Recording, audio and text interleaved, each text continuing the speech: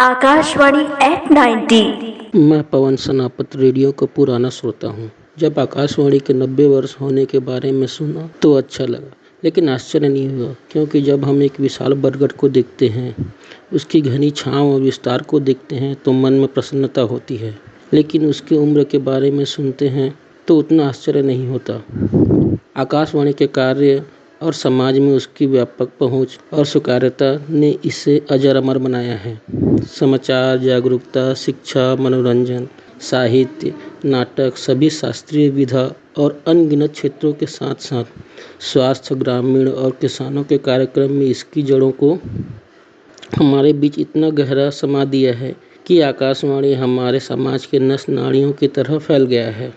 आकाशवाणी रायगढ़ के प्रमुख कार्यक्रम युवाणी, किसानवाणी, आपकी फरमाइश, लोकरंजनी, घर द्वार और झरोखा ने मनोरंजन के साथ साथ जागरूकता, शिक्षा, संस्कार और सहयोग की एक मिसाल कायम की है।